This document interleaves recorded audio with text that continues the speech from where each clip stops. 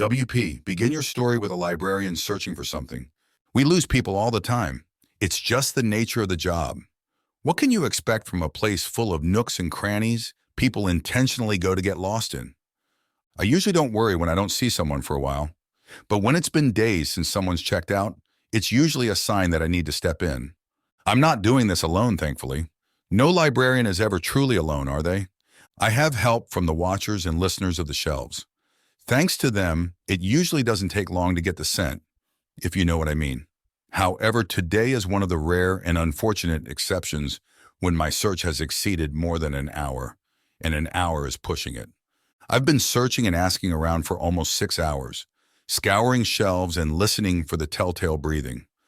The watchers have their quadrants, so it's much like playing hot and cold. Bad news, one says, and my brain shivers in my skull, both from its existence and its statement. They crossed the tape, says the watcher, and I groan. Are you sure? My stomach still drops at the thought, even though I've been doing this a very long time, long enough that I remember every book on every shelf better than my own child's face. But knowing a poor soul lost themselves beyond the tape, I grieve for them. The watcher doesn't speak, but generates an affirmative sensation. That means I have to backtrack to my desk for supplies.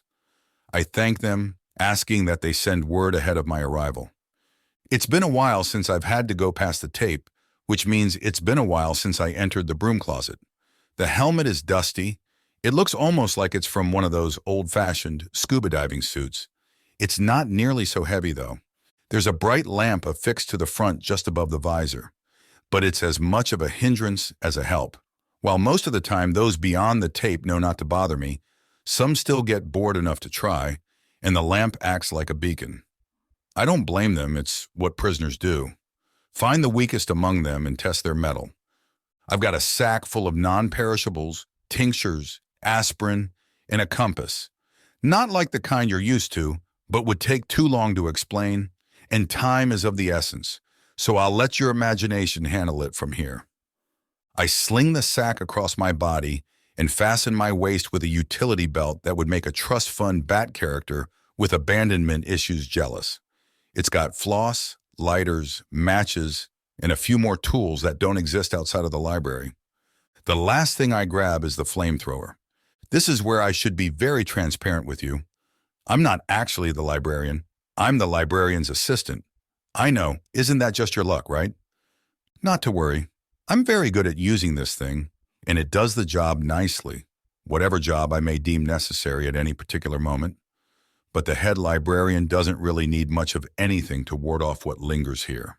I don't know exactly where he is at the moment, nor do I want to know. If this were a real pickle, I would summon him. But while a rare occasion, it's not unusual in the scope of 1,000 years. After all, no one comes here without the intention, whether it's conscious or subconscious, to get lost. It's the nature of this place. But you know that, don't you? It's why you're here, after all. It doesn't take me long to find the tape, which is fortuitous. Sometimes it moves around, but the watchers and listeners kept a beat on it this time so as to direct me. Yes, it is really dark. Yes, it's literal tape. Hazard tape, but that's almost like a beacon to the adventurous, isn't it? I think the library knows that. It's greedy, but it's also quite discerning in taste. In some circles, that means that I should extend congratulations to you. In others, I offer my sincerest sympathy. I hear my name and ignore it as I crawl through the crisscross of reflective strips. The tape moves not at random, by the way. It genuinely serves as a warning. Whether it's gatekeeping sections currently under construction, in repair, or missing, I try not to, but I think that last one has something to do with where the head librarian went. Don't worry about it. My name is not important. So ineffectual that I've forgotten. I hear my name again as I begrudgingly turn on the lamp. Not a lot of help, just enough light to ensure I don't trip over anything or disturb the shelves. Many sleep here. I send off a warning shot from the flamethrower, showing I carry more light than just atop my appetizing head. The flash of flames sends things slithering. But most of those this close to the tape have never been very convicted by nature, so I'm not concerned. There are more listeners and less watchers past the tape, for obvious reasons. Thankfully, they say I don't have to go too far. I look down at the telling clicking sound to see rocks rolling, some as big as my foot and some as small as the tip of my thumb. The smaller ones move more easily, but all are rolling as if pulled toward a central point. I don't even need the compass, but I glance down at it one more time before stuffing it back into the sack. While I don't have to go too far, things are relative here. 10 steps may be 10,000, and so even after only a few moments of exploring, I feel acute pressure jamming into my temples. My heart feels like it's being squeezed, and my vision blurs. My fingers tingle by the time I'm able to shake the aspirin into my mouth. I chew it, ignoring the sound of my name, my true name, the one only I can hear. You'll hear your own as well, if you stay here long enough. My vision clears, which just means the dark looks sharper, and I sweep another warning arc from the flamethrower for good measure. I do this as much because I love the sound as for protection. I also appreciate the warmth. It gets cold here. But in a strange way, which shouldn't surprise you at this point, it's cold like how the first signs of spring show in the early morning dew that's only just melted. I can smell and taste the sweat on my upper lip. And it's cold. And then I hear it. A few or 1,000 steps later, the breathing sound I've been listening for. The pace of the rocks quickens and my head is turned down, so the helmet light prevents me from tripping over or impeding their journey. A famous author once said, "All things serve the beam," and that's as true in this world as it is in the others. Except this beam, this beacon, is attached to our lost visitor. I can only hear the rocks, mumblings, and the breathing sound now. The smell is so musty and thick, like the air is full of sweat and dust, like I've stuck my head out the window during a heavily falling rain. If I think hard enough about it, soon I'll be drenched. So I don't. While the rocks are almost the perfect tell, and the listeners too corroborates the evidence, you can never be too sure. Only light can be sure. I take a match from the tiny box, snap it to life, and then blow it out. Tiny smoke tendrils curl and waft until they also follow the same flow as the rocks. Excellent. We've not been led astray. A few or 1,000 more steps, and the rocks are gathering down an aisle where the breathing is more like wheezing, like the desperate struggle to take in. Lo and behold, we found them. Poor thing, judging by the state of her, she got lost early. She's likely been here for most of the day. The book covers her face, consuming her head like a kid on a particularly large popsicle. The pages flutter gently against her too white jaw. The papery quality of her skin and the wanting muscle mass show how little time was on our side. Not a moment to waste. I grab the book by the edges of both back and front covers. It's got most of her head inside at this point. Just her earlobes, hair, and edge of her jaw peek out from beneath the pages I now grip firmly. The wheezing turns into a moan that turns into a sob. Now, I say, and test the hold the book has on its victim.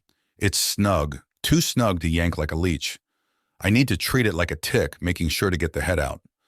None of these are intended as puns, but it just happens after being surrounded by books and prose for so long. I draw one of the tiny vials strapped in my utility belt and pull the cork out. It smells like nothing to me, but I see the reaction immediately. Our half-consumed explorer moves a bit, her fingers mostly, and I hear a second, tinier moan beneath that of the books. I pour a small amount of the substance into the palm of my hand, and I smooth it gently down the spine of the book. It wails again, and so does the girl, both full of sorrow and reluctance. I feel the hairs on the back of my neck stand up, so I turn at the hip, cock the flamethrower, and send off a very intentionally long tail of flames. When the feeling subsides, I shrug the weapon back over my shoulder. I use the backs of 2 knuckles to knock gently on the book cover. It's time to come back now. My apologies, I say, and I mean it. The book and the girl moan again, more hollowly, and I can feel the seal, the bond, splitting like a seam. I grip the book again because these two are stubborn and have to pry them apart. The color and mass return beneath her skin, and though her eyes are open, they can't see anything. She'll be like that for a while. It's normal. She'll recover. I pour the remaining contents of the bottle down the part of her frazzled blonde hair. Tears fill the empty eyes and drip down her face. Her mouth presses into a thin white line and grimaces so intensely that the flesh folds in multiple layers at the corners of her mouth. Great pain. Even after 1,000 years, I still can't help but feel sorry. So I pull her burning head under my chin and rub circles into her back. I'm sorry, dear. I know you've been told otherwise, but this place is a prison, and that isn't your story. Yours is still being written, and the one which made you pretty promises is lying and jealous. One day you, if the world is cruel, may yet have a place here. But it's not today, so let's go have a cup of tea, I tell her, as I've told many like her. I've gotten better at it over the years. I used to have to fight with them. Often I'd give up and just keep them safe until the head librarian got back to talk them down. She finally lets out a weak, wheezing breath. I take advantage of the broken seam of her lips and pour a tincture down her throat. I don't even have to look anymore. I can just feel the specific melodies that make each tincture different. It helps that the one I need usually sings a bit louder as a courtesy, and it'll purr like a cat when I've touched my fingers to it. She chokes a bit, but her eyes start to clear. Good enough for now. The back of my neck has another sudden influx of goosebumps. We've overstayed our welcome. It's time to go. I put the book back on the shelf. I don't scold it, just allow its ache and frustration flow through me. I apologize, but there's no comfort I can give.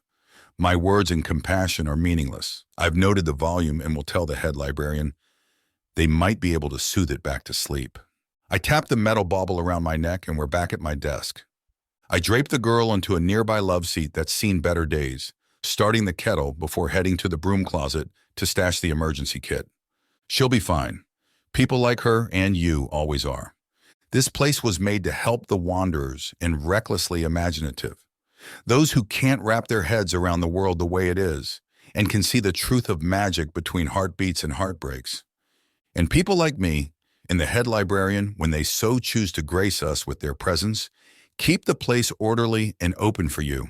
And we're here to help guide you back on track if you lose inspiration for your own story. It's the nature of the job, the library itself. What else can you expect from a place full of nooks and crannies that people choose to get lost in?